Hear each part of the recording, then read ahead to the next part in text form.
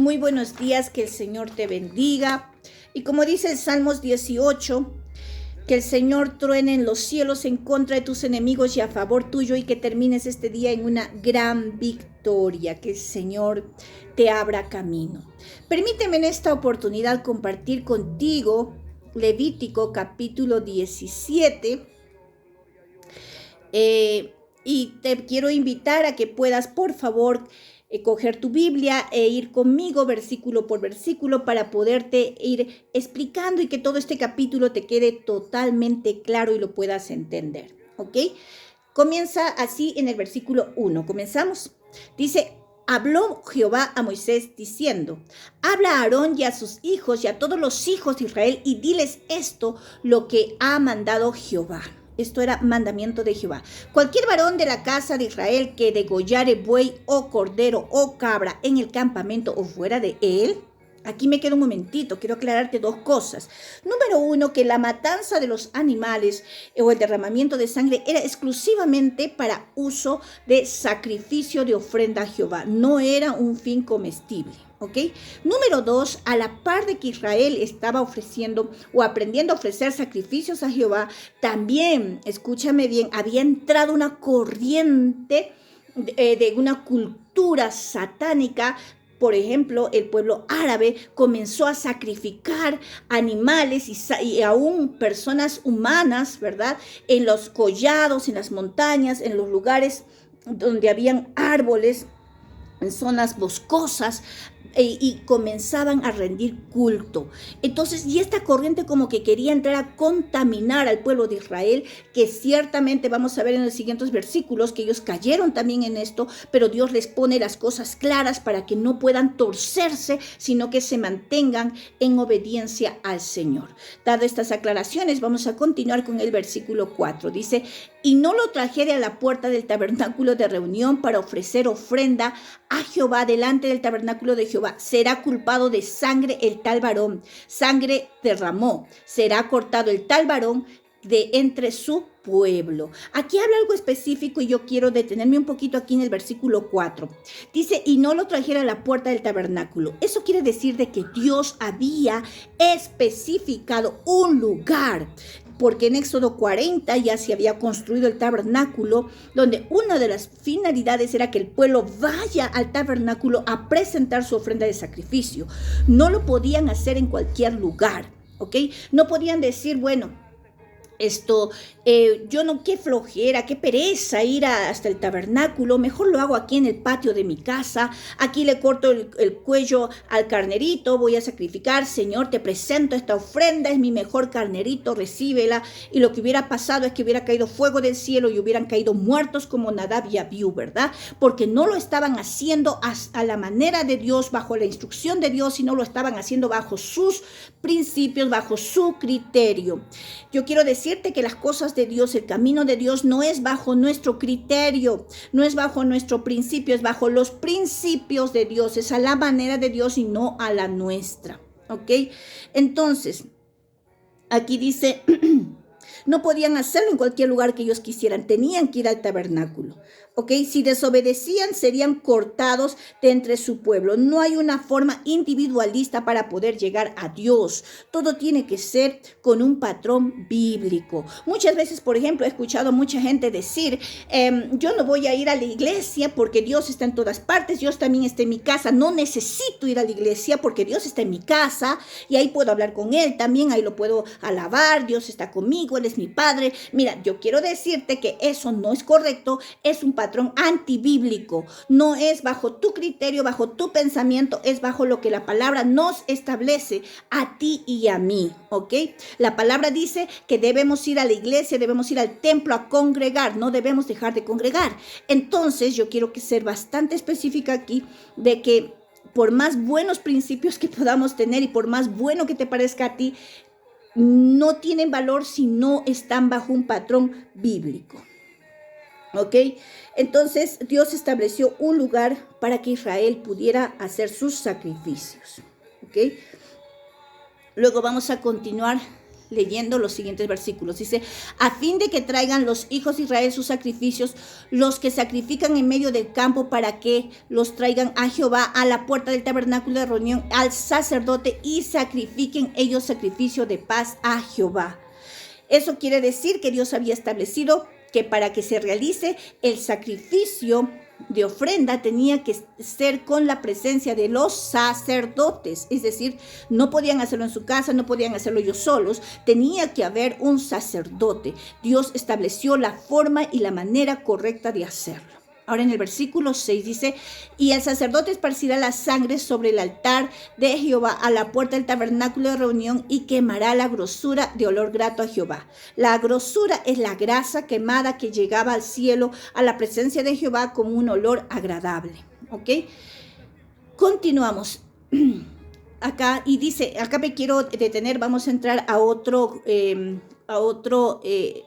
cuadro que en donde nos presenta algo que nunca debieron hacer, y quisiera que presten mucha atención. Dice, y nunca más sacrificarán sus sacrificios a los demonios, tras de los cuales han fornicado. Tendrán esto por estatuto perpetuo por sus edades. ¿Ok? Eso quiere decir que el pueblo de Israel, que Dios lo consideraba, Jehová lo consideraba como su esposa, se había ido con otros dioses, y Dios consideraba a esa actitud, ese pecado de idolatría, como una fornicación, como un adulterio, como un engaño para él. Es como cuando la esposa engaña al esposo, ¿verdad? Entonces dice aquí claramente de que Israel había caído en este pecado. Entonces, y les dice, nunca más deben presentar un sacrificio a los demonios. Les dije al inicio, ¿verdad?, de que había aquí pueblos árabes, pueblos paganos que hacían ese tipo de sacrificios. Y lamentablemente, pues Israel había caído en esto, ¿no? Al único a quien ellos debían presentar su sacrificio era a Jehová de los ejércitos, a nadie más. Ahora, dice, la palabra demonio, de la que habla acá, se traduce también como cabras salvajes. La versión estándar inglesa, que yo la estaba revisando, traduce esto como demonios de cabra, ¿verdad? Ídolos de cabra, pero se refiere a una especie o un ser demoníaco en forma de cabra. Yo creo que usted en algún momento lo ha visto. Yo quisiera mostrarle aquí la imagen, espero que me lo permita. A ver, aquí la cámara no la puedo mover, la voy a voltear un momento, por favor. Aquí está.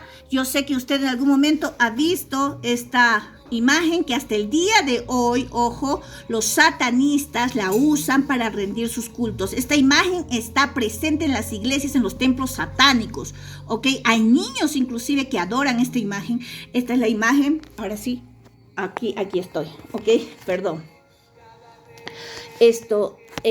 Tengan mucho cuidado con ese tipo de imágenes que muchas veces, amada iglesia, inclusive lo podemos ver en alguna tatuado en alguna prenda de vestir. Tenga cuidado con eso, ¿ok? Entonces, se refiere a este tipo de especie demoníaca, ¿verdad? En 1 de Corintios 10, vamos a irnos un momentito, esto lo voy a borrar de aquí porque realmente es horroroso. Ok, vamos a ir a 1 de Corintios 10:20, dice, escucha lo que dice, ok, porque mira, esto no se cortó aquí, todavía Jesucristo no había llegado a la tierra para poder morir en la cruz, y lo más asombroso es que esto no se corta aquí. Dios da instrucciones, pero no se corta aquí. Esta cultura continúa siendo una cultura paganista, satánica, y ahora ya después que Jesús muere en la cruz, derrama su sangre y se asciende al cielo, esto continúa, porque mira, 1 Corintios 10:20, que es en el Nuevo Pacto, dice, antes bien digo que los gentiles sacrifican a los demonios, los sacrifican y no a Dios, y no quiero que vosotros os hagáis partícipes con los demonios. Entonces, iglesia, mira, hay que tener mucho cuidado, y hasta el día de hoy, 2023, ¿verdad? Seguimos todavía con este tipo de paganismo que hoy en día ya se está dando de manera abierta. No voy a acomodar la cámara, perdón un momentito. Ya, la cosa que usted me pueda oír, que es lo más importante. Perdón, ya. ¿Ok? Entonces vamos a volver a la palabra donde estábamos compartiendo. Entonces dice, tras los cuales han fornicado, dice en este versículo. La idea era que Israel era la esposa, no era algo simbólico del pacto de Jehová. Cuando Israel adoraba a los ídolos, era como cometer adulterio o incluso prostituirse con esos dioses y demonios que representaban. ¿Ok? Han fornicado, el término hebreo sana, que es fornicar, se emplea a una esposa infiel por rendir culto a Moloch. Moloch era otro de los demonios. Este que han visto es el macho cabrío, también llamado Moloch, y de consultar a espiritistas, ¿verdad? Eso está en Levítico 20 del 5 al 6, usted lo puede revisar en casa. Realmente es increíble cómo se llega a este tipo de, perdón un ratito, ya, a este tipo de paganismo, ¿ok? El mandamiento de llevar sacrificios al tabernáculo no solamente era para los descendientes de Abraham, Isaac, Jacob o la casa de Israel, también la gente que se había adherido a Israel, al pueblo de Israel, es decir, a los extranjeros que vivían y habían adoptado la cultura de Israel, también podían hacerlo. Y si ellos vivían en Israel, eran parte del pueblo y no lo querían hacer, tenían que ser expulsados de Israel, sacados de Israel, porque no cumplían con las leyes de Israel, con las leyes dadas por Dios. Los extranjeros que no adoren a Jehová debían ser expulsados, sacados del territorio. Y aquí quiero un poquito aclarar esto, ¿no? Dice en el versículo 8, dice que moran entre vosotros o que ofrecieron holocausto, sacrificio, vamos a ir al 9, y no lo trajera a la puerta del tabernáculo de reunión para hacerlo a Jehová, el varón tal será igualmente cortado de su pueblo. Cortado de su pueblo se podía dar de dos maneras, que podía ser expulsado, sacado, ¿verdad? Empujado del pueblo de Israel, o que también puede haber lo que se llama como justicia popular, ¿no? La muerte de la justicia popular, ¿verdad? Que quiere decir que todo el pueblo le daba la espalda. Nadie le hablaba, lo ignoraban por completo, no le daban ningún tipo de sustento, al punto que el extranjero tenía que irse porque no podía vivir en ese lugar, ¿ok? Bien, vamos a continuar entonces con el versículo siguiente. Habla aquí, vamos a entrar a otro cuadro, ¿ok? Que también es importante, ya es la tercera parte con la que vamos a finalizar. Dice, si cualquier varón de la casa de Israel o de los extranjeros que mora entre ellos comiere alguna sangre, yo pondré mi rostro contra la persona que comiere sangre y la cortaré de entre su pueblo. Ya sabemos qué significa cortar del pueblo, de dos maneras, ya se le expliqué, ¿verdad? Ahora, ¿qué pasa? Acá dice claramente Dios que no podían beber ni comer sangre, ¿ok?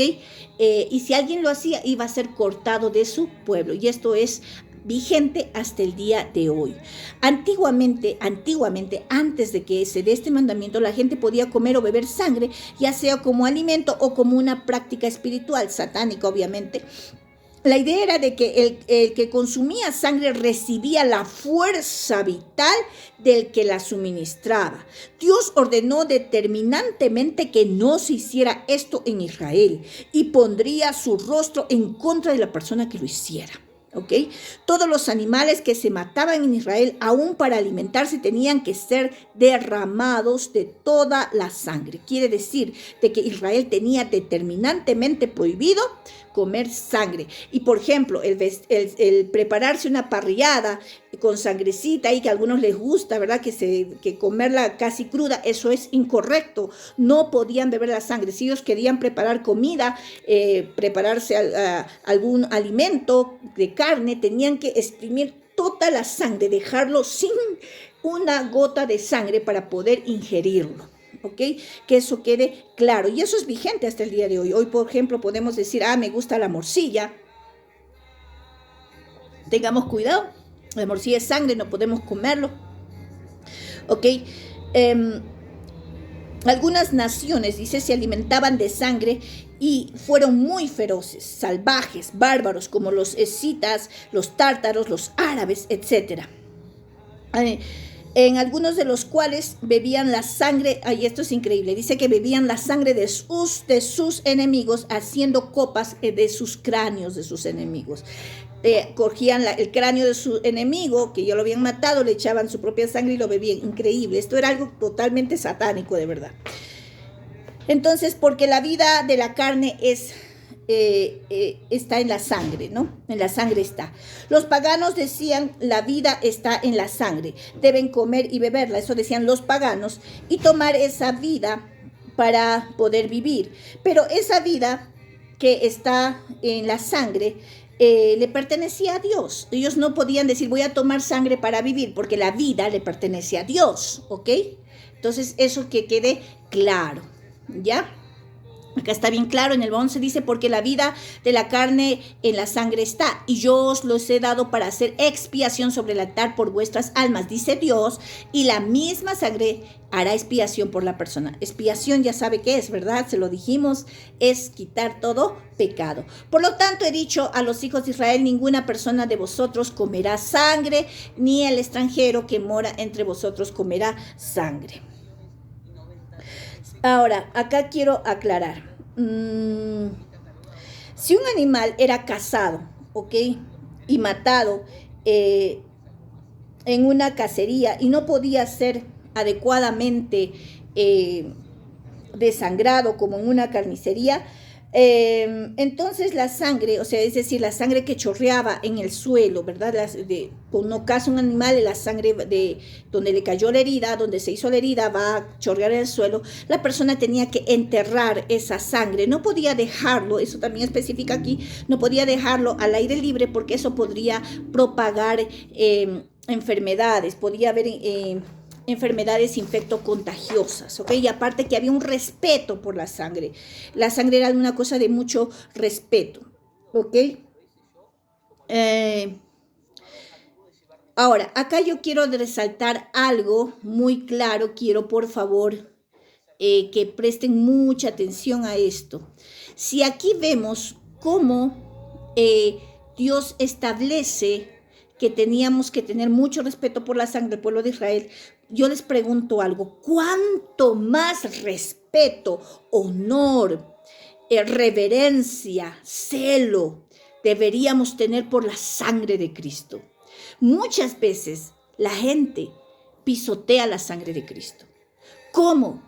¿Cómo podemos hacer eso? Por ejemplo, si a mí Dios me perdona de un pecado y yo vuelvo a hacer lo mismo, vuelvo a hacer lo mismo, entiendan, cuando nosotros pecamos, lo único que pasa y que sucede, y esto es real, es que la sangre de Cristo nos limpia de ese pecado, desaparece ese pecado de nuestro corazón.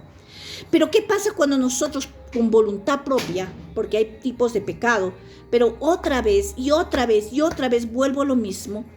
Otra vez Jesús te limpia con tu sangre y te limpia con tu sangre. Muchas veces, o te limpia con su sangre, la sangre que derramó en la cruz, te limpia. Pero muchas veces caemos en pisotear la sangre de Cristo. No nos importa, decimos, ok, ya, ¿qué tanto? Voy, me pierdo por ahí, ¿qué tanto? Yo voy a hacer esto, que sé que es malo, pero todo el mundo lo hace. Entonces, ¿qué pasa? ¿Dónde está la sangre de Cristo? Tenemos que tener honor por la sangre de Cristo, respeto, ¿ok? Nunca pisoteemos la sangre de Cristo.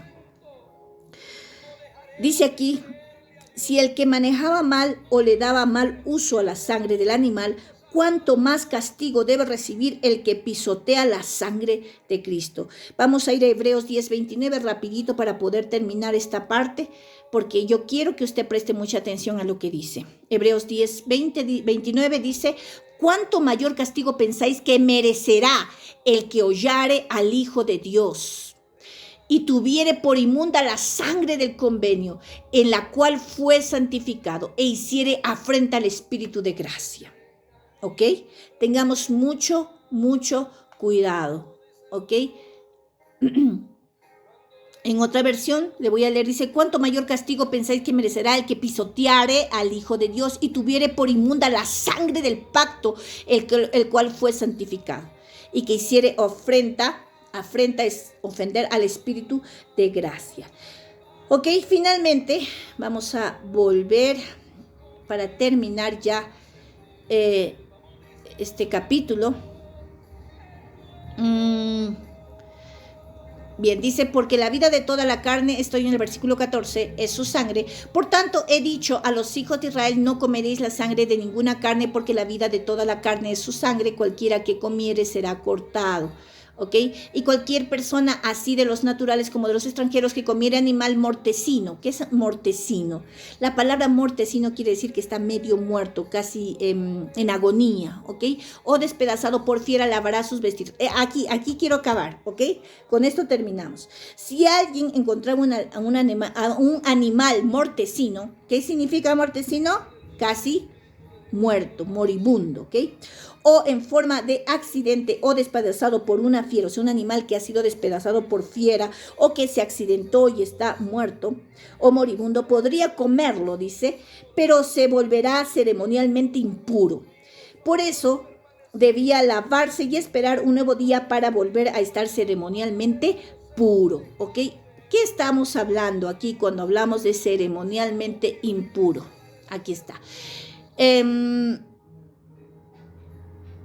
Ceremonialmente impuro.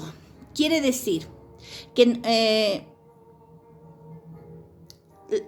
no podían entrar al lugar del tabernáculo, que no podían entrar a rendir ningún culto, porque estaban ceremonialmente impuros. Aunque no estaban en pecado, pero no podían entrar porque habían tenido ¿cómo se puede decir esto? Esta oportunidad de haber comido un animal que había sido pues cazado o herido, ¿ok? No era pecado, pero ese hecho no obstaculizaba que ingresaran al lugar del tabernáculo. Por eso dice que estaban ceremonialmente impuros. Ahora, por ejemplo, una mujer que había dado a luz también estaba ceremonialmente impura, ¿ok? Pero como no estaba en pecado, porque dar a luz no es un pecado, pero no estaba siendo oportuna para que pueda entrar a un lugar tan santo, tan limpio, ¿ok? ¿Me entiende? Es como que usted no puede ir al templo, a la iglesia con sandalias, con su pijama, ¿verdad? Y dice, he venido al culto con mi sandalia, mi pijama. No, eso era ceremonialmente impuro, porque no era apropiado o no es apropiado para que entre a un lugar tan santo donde está la presencia de Dios. Entonces, la persona que había ingerido este tipo de animales que habían muerto en accidente, podía haberlo comido, no era pecado, pero no podía ir porque no era apropiado. Por esa situación tenía que lavarse, bañarse y esperar hasta la noche para poder o hasta el día siguiente para poder volver a entrar al templo y estar ceremonialmente puro. ¿Ok? Bien, con esto hemos terminado Levítico capítulo 17 y espero que me hayas podido entender. Que el Señor te bendiga. Cualquier duda estamos para poderte atender. Gracias, bendiciones.